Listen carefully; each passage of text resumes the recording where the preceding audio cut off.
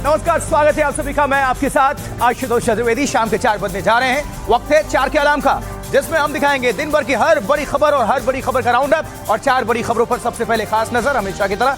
आइए शुरुआत करते, देखते हैं 4 बड़ी खबर कौन सी है जो सबसे पहले आपके सामने रखने जा रहे हैं। पहली खबर, दिल्ली दंगों से जुड़े फैसले पर घिरी आम आदमी पार्टी। अंकित शर्मा हत्याकांड में दोषी ताहिर हुसैन पर बीजेपी हमलावर है। दूसरी खबर, अयोध्या के बाद बद्रीनाथ और वैष्णो देवी में भी दान पर विवाद है, क्या सनातन को बदनाम करने की साजिश चल रही है। तीसरी खबर, गाजियाबाद में एक फरियाद ने पुलिस चौकी के आगे तोड़ा दम। फरियादी ने खून रिश्ता रहा, कोई मदद को आगे नहीं आया, क्या हो गया समाज को। चौथी खबर, होर्मुज का गार्जियन कौन, इसे लेकर लगातार तीसरी रात सुलगता रहा पश्चिम एशिया। ये तो 4 खबरें जो साहब आपके सामने रखने जा रहे हैं। इन तस्वीरों के बाद अब पहली खबर 4 के अलार्म में। जम्मू कश्मीर में वैष्णो देवी मंदिर में दान में मिली चांदी को लेकर विवाद खड़ा हो गया है। दान में मिली 2000 किलो चांदी में मिलावट होने का आरोप लगा है और जांच में पता चला है कि इस चांदी में 95% लोहा और कैडमियम मिला हुआ है। 550 करोड़ की बताई गई चांदी मात्र 30 करोड़ रुपए की निकली है। इस मामले में याचिका दायर होने के बाद जम्मू की कोर्ट ने जांच अधिकारी से रिपोर्ट भी तलब कर दी है। जम्मू में त्रिकुटा की पहाड़ियों पर स्थित शक्तिपीठ वैष्णो देवी, आरोप है कि यहां चढ़ावे में मिली 20 टन यानी 2000 किलो चांदी में मिलावट है। यह मामला तब सामने आया जब मई में वैष्णो देवी श्राइन बोर्ड ने इस 20 टन चांदी को गलाने के लिए सरकारी टकसाल भेजा था। जांच में पता चला कि इसमें सिर्फ 5% ही चांदी है, बाकी 95% कैडमियम और लोहा मिला। इस मामले में एक याचिकाकर्ता ने 9 मई को शिकायत दर्ज कराई, जिस पर जम्मू की कोर्ट ने 29 जुलाई को क्राइम ब्रांच के जांच अधिकारी को दान के रिकॉर्ड के साथ तलब किया है। 20 टन की चांदी जो है वो श्राइन बोर्ड उसको मेल्ट करने के लिए गवर्नमेंट मिंट में भेजता है और ये रिपोर्ट होता है कि उस 20 टन में से जिसकी कीमत लगभग 550 करोड़ रुपए थी, उसमें से सिर्फ 20 करोड़ रुपए की जो चांदी है वो असली निकलती है, 530 करोड़ रुपए की जो है चांदी वो नकली। अभी ये साफ नहीं है कि दान में चांदी कहकर मिलावटी धातु दी गई या फिर बाद में इस चांदी के साथ छेड़छाड़ की गई। हर साल 90 लाख से ज्यादा श्रद्धालु वैष्णो देवी आते हैं।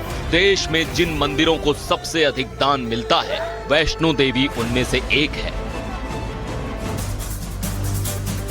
उधर बद्रीनाथ धाम में भी चढ़ावा चोरी का विवाद गहराया हुआ है। इस मामले में आरोपी को गिरफ्तार करके 14 दिनों की न्यायिक हिरासत में भेज दिया गया है। मामले की जांच के लिए बनाई गई 3 सदस्यीय जांच कमेटी बद्रीनाथ पहुंचकर जांच में जुट चुकी है।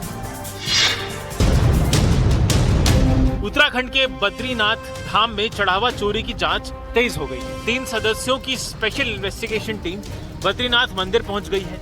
मंदिर के सीसीटीवी की तस्वीरों को खंगाला जा रहा है। इससे पहले बद्री केदार मंदिर समिति की जांच कमेटी ने पहली नजर में मंदिर समिति के कर्मचारी प्रमोद नौटियाल के खिलाफ दान चोरी के सबूत पाए। कुछ अन्य की संदिग्ध भूमिका की भी जांच चल रही है। बद्री केदार मंदिर समिति उत्तराखंड के कई बड़े मंदिरों के प्रबंधन का काम देखती है। मामले में मुख्य आरोपी प्रमोद नौटियाल बद्री केदार मंदिर समिति के अध्यक्ष का निजी सहायक था। पुलिस के मुताबिक सीसीटीवी की तस्वीरों में प्रमोद नौटियाल कैश, सोने चांदी के सिक्कों, शालिग्राम और चढ़ावे में मिले लिफाफों को दान गणना कक्ष से छुपाकर ले जाता हुआ दिखा। प्रमोद नौटियाल को जिला और सेशंस अदालत ने 14 दिन की न्यायिक हिरासत में जेल भेज दिया है। उधर प्रमोद नौटियाल ने अपने खिलाफ FIR पर हाईकोर्ट का दरवाजा खटखटाया है। हाईकोर्ट में 16 जुलाई को अगली सुनवाई हुई।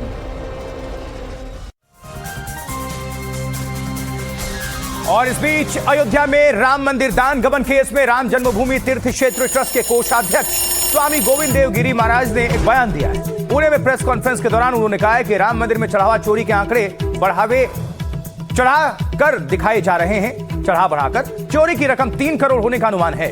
सनातन धर्म को बदनाम करने की साजिश हो रही है। गोविंद गिरी ने यह भी कहा है कि ट्रस्टी अपनी जिम्मेदारी निभाने में विफल रहे, लेकिन अपने इस्तीफे से उन्होंने इनकार कर दिया है। उन्होंने कहा है कि चोरी से किसी राजनीतिक दल का संबंध नहीं है। हमारे देश का दुर्दैव ये है कि बात चाहे मंदिर की हो, चाहे खेल की हो, चाहे और किसी भी क्षेत्र की हो, उसको राजनीति में घसीट लिया जाता है और उसको राजनीतिक रंग दे दिया जाता है। अब ये तो मामला ऐसा है कि इसका राजनीतिक लाभ उठाने के लिए लोग चारों ओर से प्रयास करेंगे, उनके द्वारा कुछ बुलवाएंगे, एक इकोसिस्टम तैयार करेंगे और जनमानस को प्रभावित करने का प्रयास अवश्य करेंगे। वही चल रहा है। बोलने वाले के भी जिह्वा में कोई हड्डी तो होती नहीं है। कितनी भी बड़ी बड़ी बकवास कोई भी कर सकता है, लेकिन ये सारे आंकड़े झूठ हैं। जहां तक मेरा आकलन है, ये गलत भी हो सकता है क्योंकि एसआईटी का अभी रिपोर्ट आना है, लेकिन जहां तक मेरा आकलन मैं आप लोगों से बतला सकता हूं, वो 3 करोड़ के आसपास होना चाहिए, ऐसा मुझे लगता है। ये वार्ता निराधार है। किसी प्रकार से भी इस्तीफा देने का, त्यागपत्र देने का विचार भी मैंने अपने मन में लाया नहीं है, न उसकी मैं आवश्यकता अनुभव भी करता। एसआईटी का अंतरिम रिपोर्ट हमारे पास आया, पूरा रिपोर्ट हमारे पास नहीं आया है। अंतरिम रिपोर्ट जो आया है उसको हमने ठीक से देखा है और हमें ऐसा लगता है कि उनकी जांच सही दिशा में चली है। आगे बढ़ते हैं अब अगली खबर। मध्य प्रदेश के धार में भोजशाला परिसर में नमाज नहीं होगी। भोजशाला विवाद पर हाईकोर्ट के फैसले के खिलाफ सुनवाई के दौरान सुप्रीम कोर्ट ने यह आदेश दिया है। सुप्रीम कोर्ट अपील पर सुनवाई को तैयार हो चुका है। शुक्रवार की नमाज के लिए कोर्ट ने परिसर के करीब कोई जगह देने का आदेश दिया है।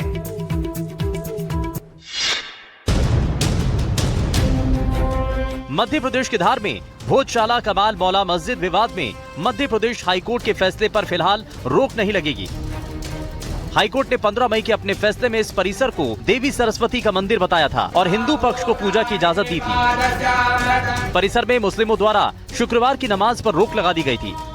मुस्लिम पक्ष ने हाईकोर्ट के फैसले के खिलाफ सुप्रीम कोर्ट का दरवाजा खटखटाया। कोर्ट ने किसी फौरी राहत से इनकार किया, लेकिन इस मामले में मुस्लिम पक्ष की अपील स्वीकार करते हुए हिंदू पक्ष धार के डीएम और भारतीय पुरातत्व विभाग को नोटिस जारी कर दिया गया।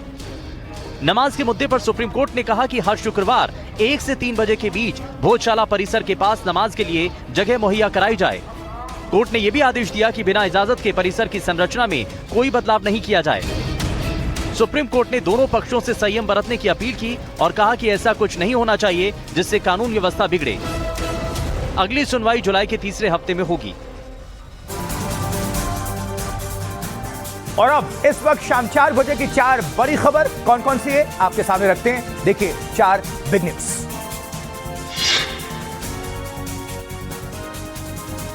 त्रिभाषा नीति पर सुनवाई करते हुए सुप्रीम कोर्ट ने सीबीएसई को जारी किया नोटिस। 2 हफ्ते में जवाब मांगा गया है। 22 जुलाई को होगी अगली सुनवाई।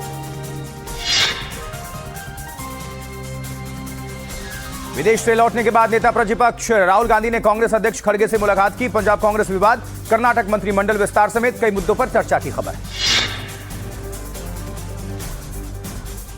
पाकिस्तान के कब्जे वाले कश्मीर में पाक सैनिकों के जुल्म के खिलाफ भड़की हिंसा। रावलकोट में पाकिस्तानी सैनिकों ने 6 निर्दोष नागरिकों की जान ले ली।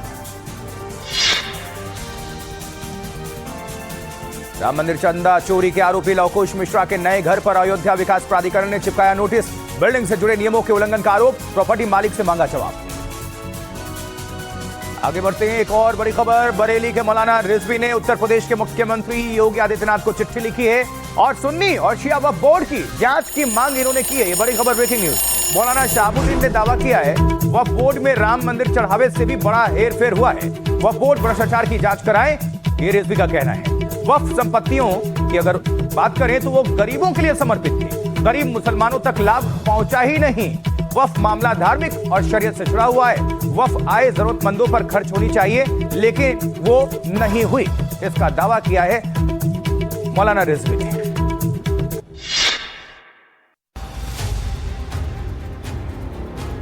मौलाना शहाबुद्दीन ने योगी आदित्यनाथ को लिखे पत्र में दावा किया है कि शिया और सुन्नी सेंट्रल वक्फ बोर्ड की संपत्तियों की आय का लाभ गरीब, अनाथ और जरूरतमंद मुसलमानों तक नहीं पहुंच पा रहा है।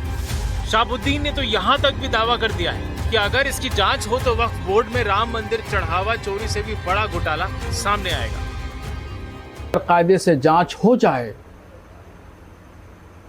तो आप समझ लीजिए लोग राम मंदिर के चंदा चोरी को भूल जाएंगे और जो वक्फ की करोड़ों भी नहीं बल्कि अरबों और खरबों की संपत्ति का करप्शन लोगों के सामने नजर आएगा। शिया धर्मगुरु भी मौलाना के साथ हैं और वक्फ बोर्ड की जांच की मांग कर रहे हैं। तब से हम ये सुन रहे हैं कि ये वक्त बिक गया, वो कब्रिस्तान बिक गया, वहाँ कमर्शियल कॉम्प्लेक्स बन गया।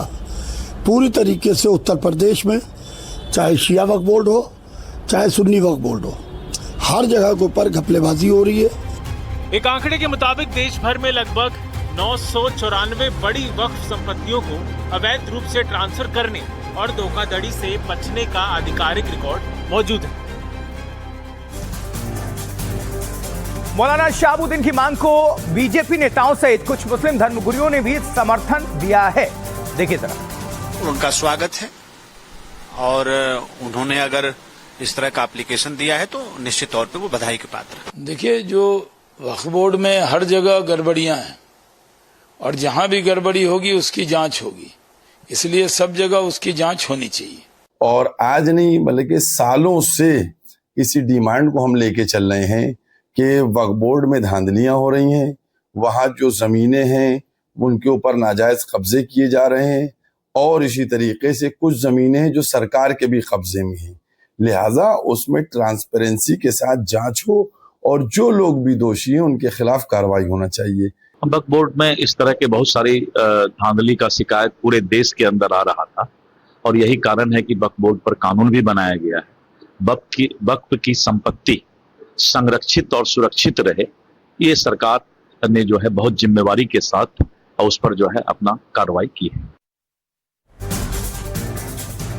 और इस बीच कोर्ट ने अपने फैसले में क्या कहा है, देखिए फैसले में कोर्ट ने कहा है इस मामले में आप पार्षद, अगली खबर बात कर रहे हैं, दिल्ली से ये जुड़ी हुई खबर है। एक और बड़ी खबर आ गई इस बीच, उसको पहले आपके सामने रख देते हैं। बड़ी खबर दिल्ली वाली ये है कि आम आदमी पार्टी पार्षद ताहिर हुसैन पर आरोप साबित हुए हैं। संदेह से परे साबित हुए आरोप, गवाहों के बयानों पर कोर्ट को भरोसा। हिंसक भीड़ का हिस्सा था ताहिर, भीड़ के मन में थी हिंसक मंशा, दंगा और लूटपाट का इरादा था। भीड़ का उद्देश्य हिंदू समुदाय के खिलाफ थी। हिंसा भीड़ को मौत का पहले से अंदाजा था। ताहिर हिंसक भीड़ का सक्रिय सदस्य, जानमाल के नुकसान का इरादा था।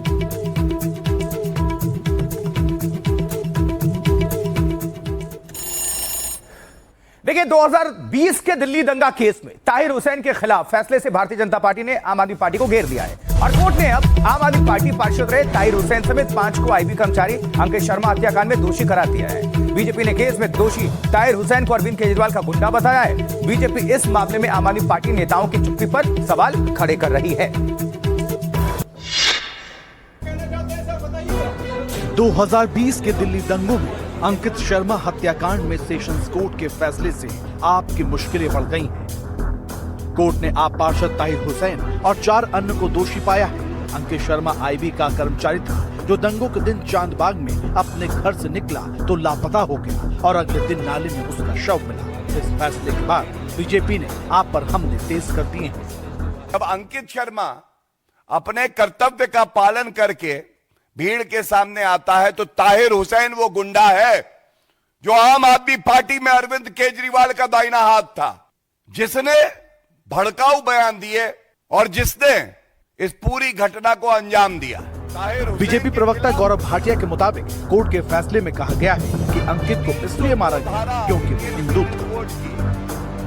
When the accused persons were acting in pursuance to a conspiracy and common object to kill Hindus, it covered killing of Ankit as well for the reasons that Ankit was killed because he was a Hindu.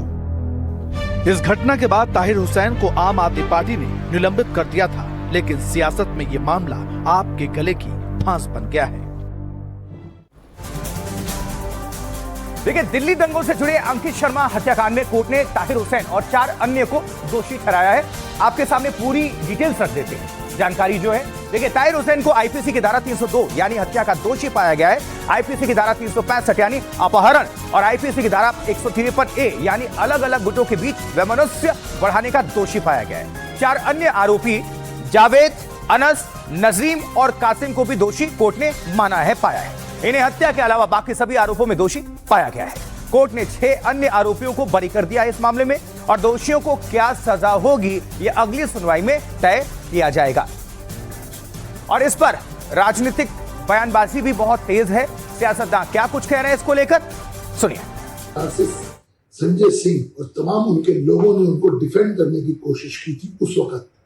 ये दिखाता है कि पूरी की पूरी party, आम आदमी party, Tahir Hussain के साथ खड़ी थी। और आज जब वो कन्विक्ट हो गए हैं, दोषी करार दिए गए हैं, तो अरविंद केजरीवाल क्या देश से माफी मांगेंगे? एविडेंसेस कलेक्ट किए, क्या हुआ क्या नहीं, क्योंकि कोर्ट का मामला है, मैं नहीं कहता, लेकिन उसका नाम ताहिर है। ये बड़ी चीज है। अगर उसका नाम कपिल होता वो भी बरी हो जाता। ये अभी केवल एक्टर पकड़ा गया है। अभी इस पूरे दंगों के जो मास्टरमाइंड हैं, जो डायरेक्टर हैं, उनका अभी उनके साथ न्याय होना बाकी है। और कुछ न्याय कोर्ट में होंगे, कुछ न्याय न्यायालय में होंगे और कुछ न्याय ईश्वर की अदालत में भी होंगे। सभी को मालूम है दिल्ली दंगों का कैसे हुए थे, क्या हुआ था, और उसमें तो ये है कि आगे रास्ता है कि सेशन से आया है तो उसमें हाई कोर्ट मूव करेंगे और उम्मीद है कि इंसाफ होगा। केजरीवाल के, मनीष सिसोदिया के, संजय सिंह के हाथ हिंदुओं के खून से रंगे हुए हैं। क्राइम की बात हो रही है तो आगे बढ़ते हुए अब अपराध जगत से 4 बड़ी खबरों को आपके सामने रख देते हैं। देखते हैं कौन कौन सी वो 4 बड़ी खबरें हैं जो आपके सामने रखने जा रहे हैं। नजर आ रही 4 बड़ी खबर। पहली खबर जम्मू कश्मीर से, जहां जम्मू कश्मीर में राजौरी में 2 संदिग्ध आतंकवादी सीसीटीवी में नजर आए हैं। सेना और सुरक्षा बल ने कई गांवों में सर्च ऑपरेशन चलाया है। ये देखिए, जरा दिखा भी रहे हैं आपको। आगे बढ़ते हैं अगली खबर उत्तर प्रदेश से, जहां यूपी में संभल के असमोली गांव में अतिक्रमण पर बुलडोजर चला है। सरकारी जमीन पर अवैध ईदगाह बनाने का आरोप लगा है। अपराध की अगली खबर उत्तर प्रदेश से ही, यूपी के हरदोई में थाने के बाहर पति पत्नी का हाई वोल्टेज ड्रामा देखने को मिला। दहेज में मिली बाइक को लेकर बीच सड़क पर भिड़ गए। अलीगढ़ में ओवरटेक को लेकर आपस में भिड़े 2 पक्ष, कार सवार ने स्कूटी वाले पर तान दी पिस्टल, जांच जारी। एक ब्रेकिंग न्यूज बड़ी खबर, पहलगाम आतंकवादी हमले में हाफिज सईद पर शिकंजा कसा है। जम्मू की अदालत ने गैर जमानती वारंट जारी किया है। हाफिज सईद के खिलाफ ट्रायल इन एब्सेंशिया रास्ता साफ हो चुका है। चार्जशीट में हाफिज सईद को पहलगाम हमले का मास्टरमाइंड माना गया है। ये बड़ी खबर, गैर जमानती वारंट जारी किया गया है हाफिज सईद के खिलाफ।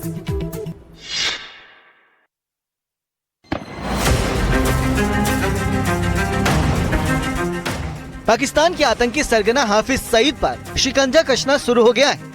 पहलगाम हमले को लेकर हाफिज सईद के खिलाफ जम्मू की स्पेशल एनआईए कोर्ट ने गैर जमानती वारंट जारी कर दिया है। ये कदम 6 जुलाई को दाखिल सप्लीमेंट्री चार्जशीट के बाद उठाया गया, जिसमें हाफिज सईद को पहलगाम हमले का मास्टरमाइंड बताया गया था। इसके साथ उसे भगोड़ा घोषित करवाने की प्रक्रिया भी शुरू हो जाएगी। एनआईए की दलील, भारत के खिलाफ कई बड़े आतंकी हमलों का मास्टरमाइंड रहा है हाफिज सईद। पहलगाम हमले की साजिश पाकिस्तान में रची गई। हाफिज सईद के इस साजिश में अहम भूमिका थी। पाकिस्तान से हाफिज सईद को लाने की कानूनी संभावनाएं लगभग खत्म। नए कानून के तहत मुकदमा चलाना जरूरी। पहलगाम में 22 अप्रैल 2025 को आतंकी हमला हुआ था। यहाँ की बैस्तरन घाटी में आतंकियों ने अंधाधुंध गोलीबारी की थी और 26 लोग मारे गए थे। चलिए अब जल्दी से जान लेते हैं कि ये ट्रायल इन एब्सेंशिया क्या है। इसके बारे में कुछ डिटेल्स जो जानकारी है आपके सामने रखते हैं, अब जिसके तहत हाफिज पर मुकदमा चल सकता है। तो ट्रायल इन एब्सेंशिया नए आपराधिक कानूनों के तहत प्रावधान है। अगर कोई आरोपी भारत से फरार हो, जानबूझकर अदालत के सामने पेश ना हो रहा हो, उसके खिलाफ गंभीर अपराधों के पर्याप्त सबूत हो, तो उसकी गैर मौजूदगी में भी मुकदमा चलाया जा सकता है। पहले अदालत आरोपी की मौजूदगी सुनिश्चित करने के लिए वारंट जारी करती है और अगर इसके बाद भी आरोपी पेश नहीं होता है तो उसे भगोड़ा घोषित किया जा सकता है और फिर अदालत उसकी अनुपस्थिति में मुकदमे की जो सुनवाई है वो शुरू कर सकती है। चलिए हर बड़ी खबर पर नजर है, लेकिन फिलहाल वक्त एक छोटे से ब्रेक का है। आप कहीं ना जाए, बने रहें, देखते रहें आप एनडीटीवी इंडिया। लौट रहे हैं बेहद जल्द।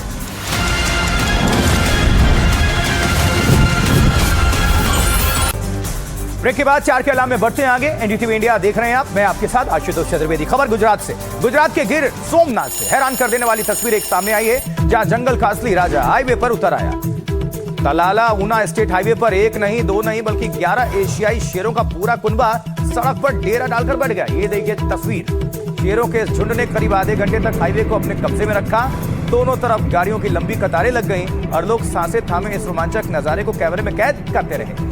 गिर में शेरों का दिखना आम बात है, लेकिन एक साथ 11 शेरों का हाईवे पर आ जाना ये दुर्लभ है। आप भी देखिए ये तस्वीर,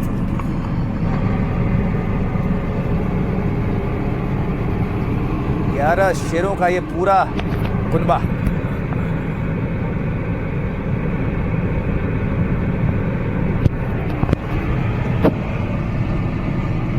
गुजरात गिर और वहां ये शेर, 11 एक साथ।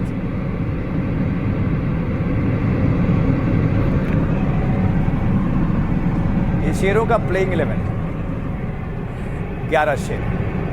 चलिए आगे बढ़ते हैं। गुजरात की खबर के बाद अब उत्तर प्रदेश। यूपी के गाजियाबाद में एक पुलिस चौकी के सामने एक युवक की मौत पर सवाल खड़े हो गए हैं। आरोप है कि नशे में धुत युवक ने चौकी का दरवाजा पीटा, जिससे उसका हाथ कट गया। वो बेसुध होकर नीचे गिर पड़ा। उसका खून रिसता रहा, लेकिन कोई उसकी मदद को आगे नहीं आया। आधे घंटे बाद एम्बुलेंस आई। जब एक अस्पताल पहुंचाया गया इसे, तब तक मौत हो चुकी थी। ये सीसीटीवी में कैद है।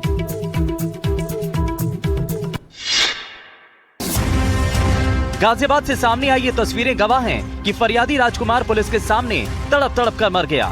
यहाँ के मधुबन बापूधाम थाना क्षेत्र के सेक्टर 23 पिंक बूथ के सामने रविवार दोपहर 3:30 बजे राजकुमार एक ऑटो में पहुंचा। पुलिस के मुताबिक ऑटो चालक और राजकुमार दोनों नशे में थे और पैसे के लेन देन को लेकर उनमें झगड़ा हो गया। इसके बाद दोनों चौकी पहुंचे। नशे में राजकुमार ने जोर से पुलिस चौकी के गेट पर हाथ मारा। कांच लगने से उसका हाथ कट गया और वो बेसुध होकर गिर गया। हैरानी ये है कि उसकी इस हालत के बावजूद आधे घंटे तक कोई उसे अस्पताल ले जाने को आगे नहीं आया। आधे घंटे तक उसका खून रिसता रहा। सब एम्बुलेंस का इंतजार करते रहे। एम्बुलेंस जब आई तो उसमें भी फर्स्ट एड की सुविधा नहीं थी। अस्पताल में राजकुमार को बदहोशित कर दिया गया। पुलिस मामले की जांच की बात कर रही है, लेकिन सबसे बड़ा सवाल है कि पुलिस ने ही उसे समय पर अस्पताल आखिर क्यों नहीं पहुंचाया। आगे बढ़ते हैं। एक और बड़ी खबर, जम्मू कश्मीर के राजौरी में बड़ा सर्च ऑपरेशन। देखिए सीसीटीवी में कैद 2 संदिग्ध आतंकवादी। थाना मंडी इलाके में बड़ा सर्च ऑपरेशन चल रहा है। कई गांव में सुरक्षा बलों की दबिश हुई।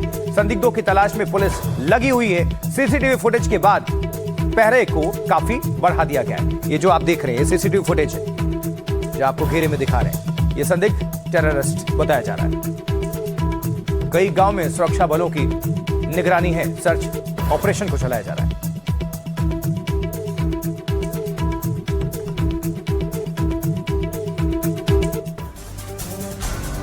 चारकेला में बढ़ते हैं आगे। अगली बड़ी खबर, स्विट्जरलैंड में हुआ अमेरिका ईरान समझौता अब बारूद के गुबार में उड़ चुका है। ट्रंप इस बार आर या पार के मूड में नजर आ रहे हैं। अमेरिका का ईरान पर इसी बीच बड़ा अटैक हुआ। लगातार 30वें दिन यह हमला हुआ। 6 अहम ठिकानों पर मिसाइल से अटैक किया गया। ईरान ने भी जवाबी पलटवार किया है।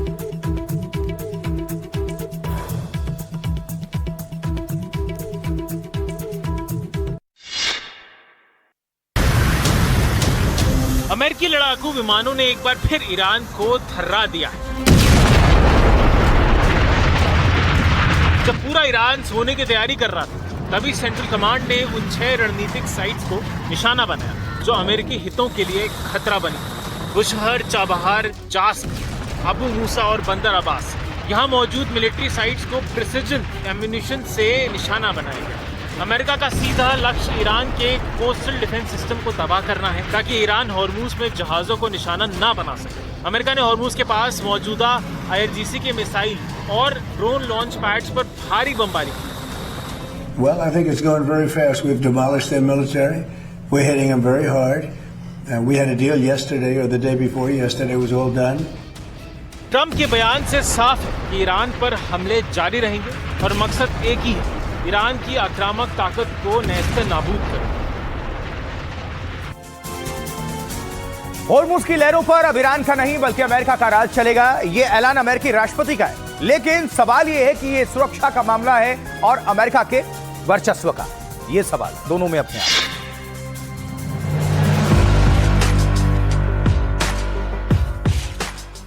दुनिया की ऑयल लाइफलाइन से अमेरिका अब अपनी तिजोरी भरने की फिराक में है।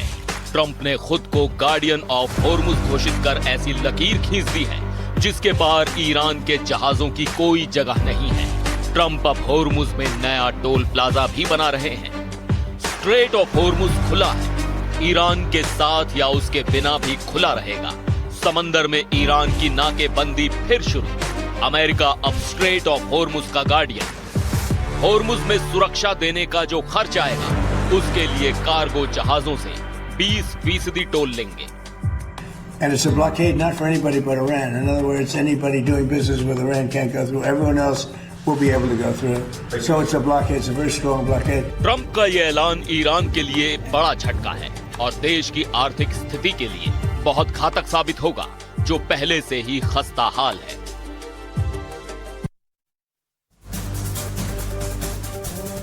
तो होर्मुज के प्रबंधन पर अमेरिका के ऐलान के बाद ईरान ने भी करारा पलटवार किया, यानी जवाब दिया है। ईरान की सर्वोच्च सैन्य कमान खत्म अल अंबिया ने अमेरिका और उसके सहयोगियों को चेतावनी भी दे दी है। होर्मुज में अमेरिकी हस्तक्षेप नामंजूर पहले भी दे चुके हैं चेतावनी, और अमेरिका के क्षेत्रीय सहयोगी भी सावधान रहें। अमेरिका की मदद ईरान के खिलाफ युद्ध जैसा जंग हुई तो पूरे क्षेत्र में फैलेगी और युद्ध बढ़ाने की जिम्मेदारी अमेरिका पर होगी। अमेरिका के चलते समुद्री सुरक्षा खतरे में, होर्मुज में ईरान का सिक्का ही चलेगा। अमेरिकी सेना समुद्री लुटेरों की तरह किसी भी हरकत का करारा जवाब हम देंगे और देने को तैयार बैठे। तो होर्मुज अब कमर्शियल जहाजों के नाविकों के लिए डेड जोन बनता जा रहा है। अमेरिका ईरान की लड़ाई में बेकसूर नाविकों की जान जा रही है।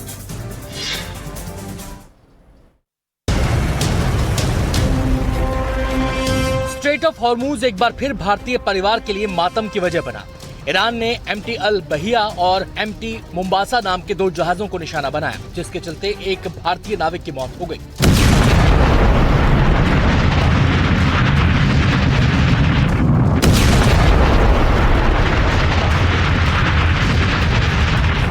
इस घटना को लेकर भारत सरकार बेहद सख्त है और विदेश मंत्रालय ने ईरान के डिप्टी चीफ ऑफ मिशन को तलब कर विरोध जताया। विदेश मंत्रालय ने कहा, दोनों जहाजों में 30 भारतीय नागरिक थे। MT अल बहिया में 1 भारतीय नागरिक की जान चली गई।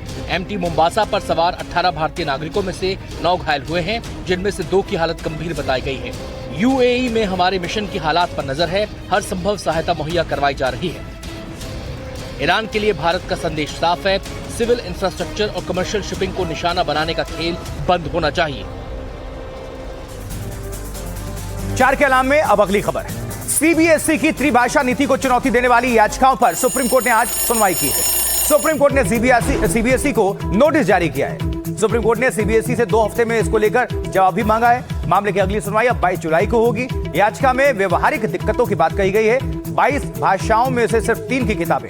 अधिकतर स्कूल्स में भाषाओं के टीचर नहीं है, यह वकील का कहना है। छात्रों पर भारतीय भाषा चुनने का दबाव है, पसंद की भाषा चुनने का अवसर नहीं है, ये वकील ने दलील दी है। सर्कुलर कानून के अनुरूप नहीं है, जल्दबाजी में नीति लागू करने पर सवाल है। जस्टिस बागची ने नेटिव भाषा शब्द पर टोका, तो नेटिव भाषा शब्द पर पुनर्विचार हो, यह सुप्रीम कोर्ट का कहना है। क्या अंग्रेजी भारतीय देशीय भाषा है, सुप्रीम कोर्ट ने पूछा। सुप्रीम कोर्ट का नीति के क्रियान्वयन पर रोक से इनकार हो। सुप्रीम कोर्ट ने नहीं दिया कोई भी अभी अंतिम फैसला।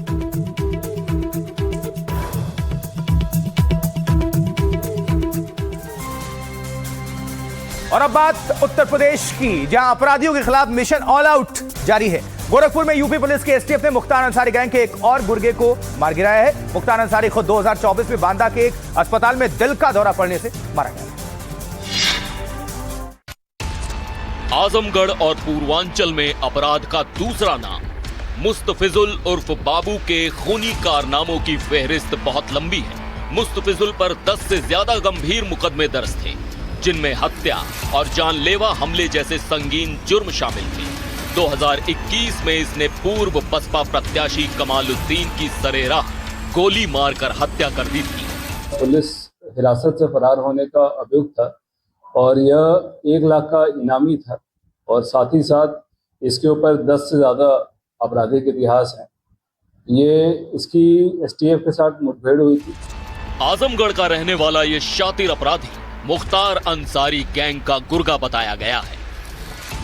गोरखपुर में STF और पुलिस ने इसे खोराबार इलाके में घेरा, उसे रोकने की कोशिश की, लेकिन मुस्तफिजुल ने फायरिंग शुरू कर दी और जवाबी कार्रवाई में मारा गया। वहीं मुरादाबाद में गो तस्करी करने वाले 2 अपराधियों को पुलिस ने सबक सिखाया है। दोनों के पैर में गोली मार दी गई। उत्तर प्रदेश में गोकशी करने वाले और बेजुबानों के खून से हाथ रंगने वाले तस्करों के लिए या तो सलाखें हैं या फिर पुलिस की गोली। ताजा मामला मुरादाबाद के मकसूदपुर गांव से जुड़ा है, जहां गोकशी की वारदात के बाद पुलिस ने चेकिंग के दौरान 2 संदिग्धों को सबक सिखाया। तभी यहाँ पे मोटरसाइकिल से 2 लोगों को जब चेकिंग के दौरान रोकने का प्रयास किया गया तो इनके द्वारा पुलिस पे फायरिंग की गई। जवाबी फायरिंग में इन दोनों व्यक्तियों के पैर में गोली लगी। इनसे जब पूछताछ किया गया तो मालूम चला कि सुबह जो गोकशी की घटना हुई थी वो इनके द्वारा कारित की गई थी। आरोपी सकलैन और नाजिम पर पहले से कई आपराधिक मुकदमे दर्ज हैं। पुलिस ने मौके से 2 तमंचे और कारतूस बरामद किए हैं। मुरादाबाद में भी वही हुआ जैसा अक्सर होता है। जंगल में घिरे अपराधियों ने पहले पुलिस पर फायरिंग की, जिसके जवाब में पुलिस ने गोली चला दी और अपराधियों को टांग कर बाहर लाया गया। खबर महाराष्ट्र से, जहां महाराष्ट्र के नासिक से एक सनसनीखेज घटना सामने आई। इगतपुरी घूमने गए एक परिवार ने जब महिला के साथ छेड़छाड़ का विरोध किया तो मंचलों ने गुंडागर्दी की सारी हदें पार की। बदमाशों ने परिवार की गाड़ी का कई किलोमीटर तक पीछा किया और कार में तोड़फोड़ भी की गई। ये तस्वीरें देखिए, बाइक सवार 2 गुंडे हवा में बेसबॉल स्टिक लहराते हुए कार का पीछा कर रहे हैं, जबकि कार में बैठा ये परिवार बुरी तरह से खौफ के साए में है। लेकिन ये बेखौफ गुंडे इनका पीछा करते रहते हैं और बाइक पर पीछे बैठा दूसरा आरोपी डंडे से इनकी गाड़ी पर हमला कर देता है। कार के अंदर बच्चे, महिलाएं और बुजुर्ग सभी डर से सहम जाते हैं और चीख पुकार मच जाती है। ये पूरी घटना नासिक के इगतपुरी की है, जहां भवली डैम और वाटरफॉल घूमने ये परिवार गया था। जहां इस परिवार की एक महिला सदस्य से कुछ लोग छेड़छाड़ कर रहे थे, जिसका विरोध किया तो इन लोगों ने उनसे मारपीट भी की। पीड़ित परिवार किसी तरह से जान बचाकर निकला, लेकिन आरोपियों ने इस परिवार का करीब 15 किलोमीटर तक पीछा किया और इनकी गाड़ी में तोड़फोड़ की। शिकायत के आधार पर पुलिस ने 9 आरोपियों को पकड़ा है। इसमें हमने 9 आरोपी अभी तक निष्पन्न किए हैं, जो कि एफआईआर में 6-7 आरोपी थे। बट इसमें जो शेल्टर देने वाले आरोपी है या फिर एसोसिएट्स है जिनको इन्होंने हेल्प किया था, वो भी हमने इसमें आरोपी किए है। गिरफ्तार आरोपियों में से भोईर नाम के एक आरोपी पर पहले से ही हत्या का केस दर्ज है। और अब आगे बढ़ते हैं। 4 बजे की मनोरंजन जगत से जुड़ी 4 बड़ी खबरों को आपके सामने रख देते, नजर डालिए। पिछले 17 दिनों से भूख हड़ताल कर रहे लद्दाख के एक्टिविस्ट सोनम वांगचुक को देखकर 3 इडियट्स के चतुर यानी ओमी वैद्य ने चिंता जताई और कहा कि मैं नहीं चाहता कि ये इंसान मर जाए। 7 साल बाद अभिनेता गोविंदा के सिल्वर स्क्रीन पर वापसी। गोविंदा ने नई फिल्म रूपा और दुनियादारी का ऐलान किया।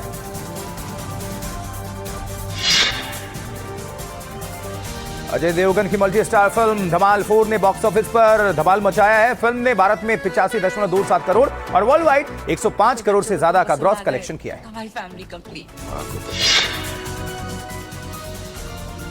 मुंबई में स्टोर लॉन्च पर पहुंची अभिनेत्री जरीन खान पेपराजी पर भड़की। कैमरे के सामने आउटफिट ट्राई करने की मांग पर भड़की जरीन। तस्वीर सोशल मीडिया पर वायरल। आगे बढ़ते हैं। पड़ोसी मुल्क नेपाल में कुदरत का कहर बरपा है। भारी बारिश के बाद आई बाढ़ ने नेपाल के गंडकी प्रांत में कोहराम मचा दिया है और कास्की जिले से जो तस्वीरें सामने आई हैं वो किसी की भी रूह कपाने के लिए काफी है। सैलाब की दहाड़ देखिए, सैलाब की मार देखिए, खौफनाक मंजर, तस्वीरें ऐसी जिसे देखकर कोई भी खौफजदा हो जाए। देखिए कैसे सैलाब ने पल भर में खुशियों को मातम में तब्दील कर दिया। एक कच्चा मकान बहा कर ले गया। ये नेपाल का गंडकी प्रांत है जो इन दिनों जल प्रलय का सामना कर रहा है। कास्की जिले में पहाड़ों से गिरता पानी अब मैदानी इलाकों के लिए काल बन चुका है। सैलाब की रफ्तार और उसका उग्र रूप इतना भयानक है कि उसके सामने जो भी आ रहा है वो तिनके की तरफ बहता चला जा रहा है। देखते ही देखते सैलाब ने एक कच्चे मकान को अपनी आगोश में ले लिया और उसे तिनके की तरफ बहा ले गया। लोग लाचार हैं, खौफजदा हैं और अपनी आंखों के सामने अपनी पूरी दुनिया को उजड़ता देख रहे हैं। प्रशासन ने अलर्ट जारी किया है, लेकिन प्रकृति का ये रौद्र रूप हर किसी को सोचने पर मजबूर कर रहा है कि आखिर इस सैलाब का अंत कब होगा। पहाड़ों पर कुदरत का कहर बरपा है। अरुणाचल प्रदेश इन दिनों तबाही के खौफनाक मंजर से गुजर रहा है। फ्लैश फ्लड और भूस्खलन ने पूरे राज्य की सूरत बदल कर रख दी है। आसमानी आफत का रौद्र रूप देखिए। चारों तरफ सैलाब का कब्जा है। सैलाब की धार इतनी तेज है कि सब कुछ बहा ले जाने पर आमादा है। कई जिलों का संपर्क पूरी तरह कट चुका है। जो सड़कें कभी आवाजाही का जरिया थी, आज वो या तो मलबे में दफन है या फिर पानी के तेज बहाव में गायब हो चुकी हैं। खेत खलिहान सैलाब के कब्जे में हैं, फसलें बर्बाद हो चुकी हैं और आशियाने पानी की भेंट चढ़ गए हैं। हालात इतने भयावह हैं कि लोग असहाय होकर अपनी आंखों के सामने सब कुछ उजड़ते देखने को मजबूर हैं।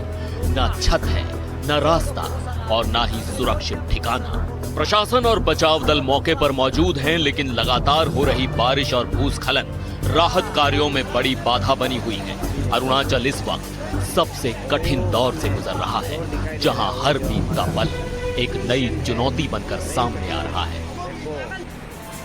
इस खबर के साथ ही 4 के अलाम में आज के लिए इतना ही। मुझे आशुतोष चतुर्वेदी को दीजिए आपकी इजाजत, लेकिन अब आपसे मुलाकात होगी शाम 6:55 पर न्यूज हेडक्वार्टर में। बने रहे, देखते रहे आप NDTV इंडिया।